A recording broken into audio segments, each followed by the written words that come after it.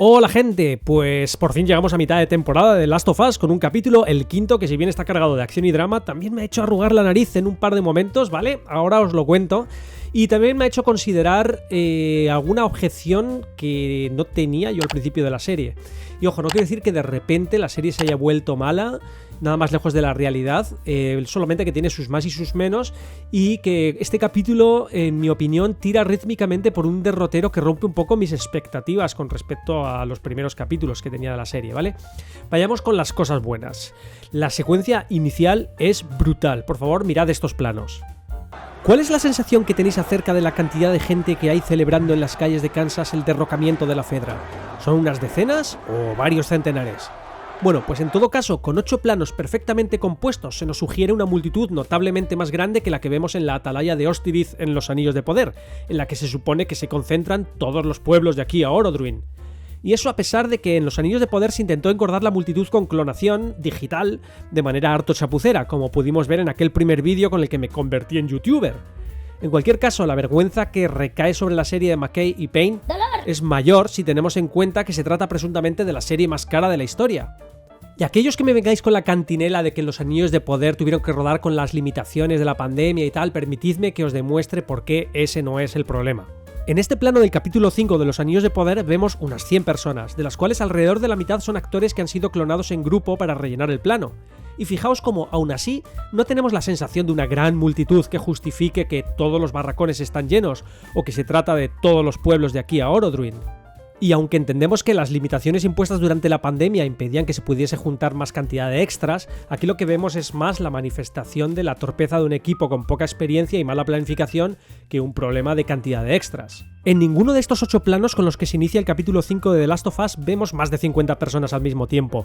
Sin embargo, se sugiere una multitud de varios cientos de personas como mínimo. ¿Pero qué brujería es esta? Bueno, pues ya hablé de ello en mi vídeo Una telenovela con orcos. Aquí lo que vemos es una aplicación eficiente del layering, una técnica mediante la cual se estratifican grupos de actores en distintos planos, colocándolos de forma que llenen todo el campo visual. Ello, sumado al uso de distancias focales largas, genera la sensación de multitud.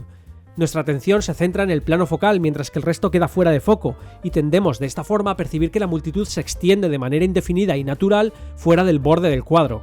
Si además hay movimiento constante en el plano, el efecto se acentúa. En cada uno de estos planos se cumplen estos requisitos: punto de vista como si el espectador fuese un miembro de la multitud, extras llenando el campo visual, una profundidad de campo pequeña, de forma que tenemos un punto enfocado y el resto fuera de foco, y movimiento continuo. Pero en el plano de Marras de Los Anillos de Poder tenemos exactamente lo opuesto, un plano filmado desde fuera de la multitud, en concreto desde un punto de vista privilegiado, huecos entre los extras, los cuales además no percibimos apelotonados, sino que notamos el espacio entre ellos, una profundidad de campo grande en la que prácticamente todo está en el mismo plano focal, y ningún movimiento, no se sugiere que hayan muchos más extras más allá de los bordes del cuadro. Es decir, a pesar de intentar convencernos el guión con estas frases, los barracones están llenos y son todos los pueblos de aquí a Orodruin, de que debe haber muchísima gente allí concentrada, el director del capítulo o quien sea el responsable de este plano logra mostrarnos todo lo contrario, haciendo exactamente lo opuesto a lo que debería haber hecho. Como vemos, 50 actores filmados con una mínima competencia son más que suficientes para generar la sensación de una multitud de incluso varios cientos de personas. Y esto lo ha logrado The Last of Us con un presupuesto de entre 10 y 15 millones de dólares por episodio frente a los 90 millones por episodio de Los Anillos de Poder. Bueno, la secuencia, después de mostrarnos las multitudes celebrando, dedica unos planos a enseñarnos la deshumanizada crueldad en la que ha caído la gente en este mundo de mierda, mutilando cadáveres o ejerciendo una violencia innecesaria mientras continúan riendo y celebrando. En esta línea de extrema deshumanización, vemos a Kathleen mandando ejecutar sin miramientos a un montón de gente a la que poco antes había garantizado un juicio, lo que está muy en la línea de la ejecución del médico del pasado capítulo.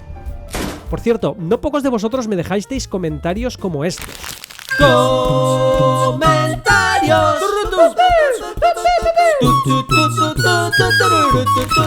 Dice Rato Rico: el papel de Kathleen no me lo trago, agarraba tan mal y débilmente la pistola que llega a ser una gran incongruencia con el personaje que nos quieren vender.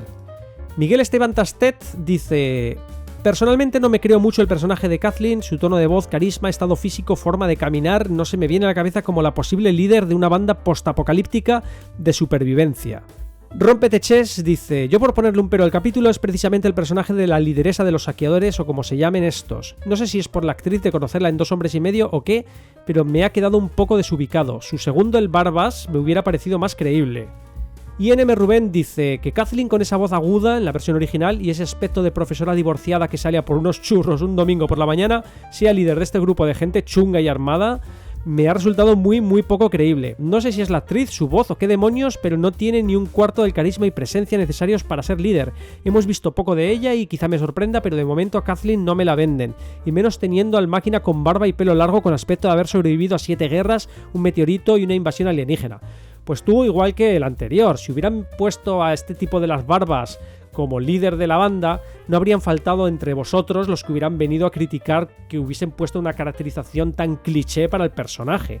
Y en mi respuesta a alguno de estos comentarios sugería que todavía no teníamos el contexto suficiente sobre este personaje como para juzgar de forma tan prematura la inadecuación de su caracterización. Porque, por ejemplo, su hermano, que fue capturado y asesinado por la Fedra por culpa del médico aquel, bien podría haber sido el líder de la banda y que entonces, tras su muerte, Kathleen hubiese asumido el rol de forma natural. Y va y resulta que el capítulo viene a confirmar este extremo, ¿no? I gave them something big. The leader of the resistance movement in Kansas City, and Kathleen's brother. Pero es que además en la historia menudean los casos de mujeres que han liderado bandas criminales, mujeres que parecen abuelitas dulces o amas de casa, mujeres que a primera vista jamás habrías dicho que tenían este tipo de quehaceres. ¿Algunos ejemplos? Pues Griselda Blanco, la viuda negra, integrante de la cúpula del cártel de Medellín, pionera del tráfico de cocaína, que asesinó a 2 de sus maridos y a unos cuantos narcos, además de entrenar a un ejército personal de jóvenes sicarios para matar bajo sus órdenes sin cuestionamientos.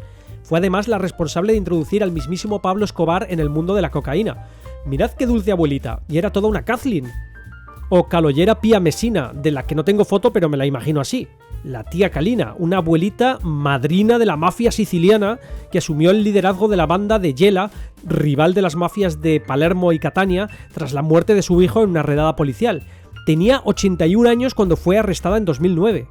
O Kate Ma Barker, que aunque parece que su implicación activa en la banda criminal que formaron sus hijos ha sido exagerada por la historia, merece una mención especial por ser la figura que inspiró al personaje de la Mamma Fratelli de los Goonies, toda una criminal cuyo liderazgo nadie se cuestiona. El caso es que las fuerzas del orden y los medios de comunicación tienden a tratar la participación de las mujeres en las organizaciones criminales como algo excepcional o como algo derivado de vínculos románticos, afectivos, familiares, lo cual oculta de alguna manera el papel directivo que a veces las mujeres asumen en este tipo de organizaciones. Esto puede convertirlas en socios criminales ideales, ya que las fuerzas del orden tienden a sospechar menos de ellas, fenómeno que también vemos representado en las objeciones de los espectadores ante la credibilidad de la caracterización de Kathleen como líder de una organización de corte criminal, ¿no? Por poner un ejemplo de este fenómeno, la detención en Estados Unidos en 2021 de Emma Coronel Aispuro habría pasado desapercibida de no ser porque fue identificada como la esposa del mundialmente famoso narcotraficante Joaquín El Chapo Guzmán, a pesar de que su detención estaba ligada a su papel activo y directivo en el tráfico de drogas. Esta cobertura de la detención de Emma Coronel es un ejemplo perfecto de la paradoja de la invisibilidad que beneficia a los grupos criminales. La cobertura mediática de su detención no se centró en su papel en actividades delictivas, sino en su matrimonio con El Chapo. Y claro, si en nuestra sociedad está asentada la idea de que no es creíble que una mujercilla como Kathleen pueda liderar una banda de malotes, pues entonces no me extraña ese tipo de comentarios. Sin embargo, a mí su complexión y su vocecilla me ha parecido por contraste una manera excelente de acentuar la brutalidad, la frialdad, la mala hostia que tiene este personaje. Bueno, pues en resumen, a mí sí que me funciona Kathleen como líder de este grupo, y más aún sabiendo que ha heredado su puesto del anterior líder, que era su hermano, asesinado por la Fedra. Bueno, más cosillas que me han parecido ok, pues aunque no me quiero centrar en paralelismos o cambios que se han hecho con respecto al juego, mencionaré que el cambio que han hecho en el personaje de Sam, que en la serie resulta que es sordo, me ha parecido interesante. Le da un punto que no me parece que interfiera negativamente con la trama e incluso, en mi opinión, suma. También me ha gustado la adaptación de las muertes de Henry y Sam, se sienten tan brutales y dramáticas como en el juego. Por lo demás, voy a contaros las cosillas que me parece que están un poquillo cogidas por los pelos. Para ello necesito que tengáis en cuenta lo que se dice aquí. Escuchad. But they do have maintenance tunnels. There's a bunch of buildings all put up by the same developers, and they share these tunnels, including bank building here. No infected? Oh, there's infected. Fedra drove them underground 15 years ago and never let them come back up. Everyone thinks that it's full of infected. You see, what I know is, it's empty. Obviamente, esto se trata de una anticipación, lo cual nos lleva a la escena esta en la que Henry, asediado por los que le persiguen, sale de su escondite para intentar salvar a su hermano pequeño, mientras Joel está en la ventana con el rifle de francotirador. Entonces ocurre esto.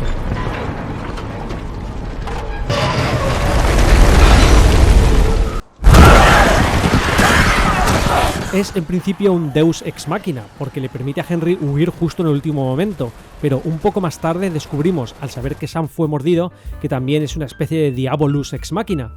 Pero no me parece reprobable por el hecho de que sea un Deus o un Diabolus Ex Machina. Al contrario de lo que muchos piensan, este recurso bien usado puede ser perfectamente legítimo, pero es que me pregunto si ha estado aquí bien usado. Sabemos por la información que se nos ha dado antes que bajo la ciudad hay un sistema de túneles donde potencialmente hay infectados. Pero si ya el Deus Ex Machina supone una inevitable casualidad conveniente, la cosa se pone un poco tontorrona cuando el derrumbe en esta casa random producido por el incendio al explotar el vehículo va y abre un boquete en el sótano que resulta que estaba conectado con el sistema de túneles donde estaban los infectados. Como vemos, es una vivienda normal, ubicada en algún lugar a bastante distancia del punto donde Joel, Ellie, Henry y Sam abandonaron los túneles. Pero ahora nos vemos forzados a comprar la idea de que esos túneles de mantenimiento que conectaban edificios construidos por la misma empresa se extienden hasta el sótano de una casa cualquiera en un barrio periférico. ¿Soy el único al que le ha parecido esto un poquillo raro? Y no nos olvidemos de que en el capítulo anterior ya se nos anticipó de alguna manera esto de los infectados saliendo de un agujero del suelo. Lo que pasa es que se siente como un poco forzado que esto ocurra ahora de repente aquí, a una distancia presumiblemente muy grande de donde ocurrió aquella escena y justo en el momento apropiado. El otro asunto que os quería comentar tiene que ver con mis expectativas de la serie, que es que me da la impresión de que en este quinto capítulo las cosas se precipitan mucho en comparación con la calma con la que se habían contado los 3 primeros episodios, ¿no? De repente se nos inicia una trama que parecía que iba a ser más densa, ¿no? De esta banda de Kansas con este main boss del nivel, ¿no? Kathleen, y la historia de Henry y Sam, ¿no? Que en el juego se le dedica muchísimo más tiempo. Y sin embargo aquí, en apenas 2 capítulos de duración normal, se terminan solucionando estas tramas de una manera muy precipitada. Y en concreto, hablando de la muerte de Kathleen, también me parece raro que todos sus hombres estén pereciendo en una carnicería brutal y ella, en vez de huir y ponerse a salvo, parezca seguir obsesionada con acabar con Henry, al cual le obsequia con este tiempo extra que muchos villanos absurdamente ofrecen a sus víctimas antes de matarles, para que éstas tengan una oportunidad más de zafarse. Wait. Are you kidding me? I mean, wait for what? Wait for me to change my mind? No.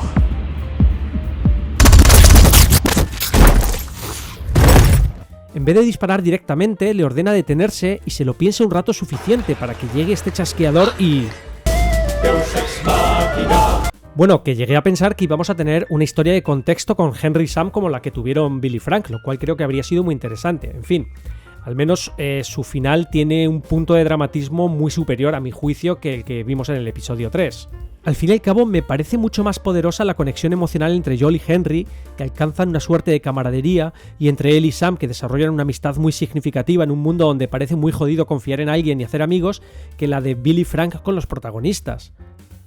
La muerte de Sam le tiene que haber jodido muchísimo a Ellie, pero muchísimo, mientras que la de Billy y Frank no ha tenido al final ningún impacto real en los protagonistas. Porque no dejo de pensar que los acontecimientos en el capítulo 5 se precipitan bastante, como si de repente hubiesen querido hacer avanzar la historia hasta un punto determinado, cuando al menos yo habría comprado más tiempo con esta trama abierta de la banda de Kansas y Kathleen, haber solucionado mejor el tema del enfrentamiento con el boss del nivel e incluso haberle dado una muerte algo menos anticlimática, y también haber desarrollado un poco más la historia de Henry y Sam, incluso con Joel y Ellie, donde en el juego al menos comparten muchas más aventuras y tiempo juntos, ¿no?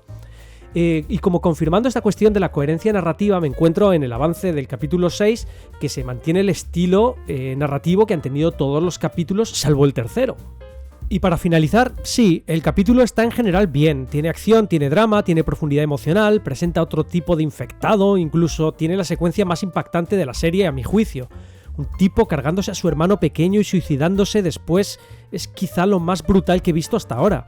Pero también tiene estas cosillas que os he comentado de los infectados saliendo en masa de un sótano cualquiera y de Kathleen que, aunque parece menos preocupada por sobrevivir que por cargarse a Henry, va y al final se lo piensa demasiado. Vale, pues era eso, que a pesar de que la serie me está gustando, honestamente reconozco que tiene sus cosillas, que tiene sus esqueletos en el armario. Vamos a ver cómo sigue. Dejadme en los comentarios qué os ha parecido el capítulo, qué cosas os han gustado, qué cosas os han parecido un poco raritas. Y nada, os confirmo que estoy escribiendo un nuevo vídeo sobre los Anillos de Poder, con algunas cosillas que se me quedaron por contaros. Estoy pensando también en hacer algún otro vídeo de comentarios, como los que hacíamos antaño. Y nada, dejadme ese like, suscribiros los que no lo hayáis hecho, uniros al canal, por favor, si queréis ayudarme a otro nivel. Y también podéis seguirme por estas redes sociales, ¿vale? Venga, un agradecimiento especial a los miembros del canal, siempre, ¿vale? ¡Mua! ¡Hasta pronto! ¡Chao!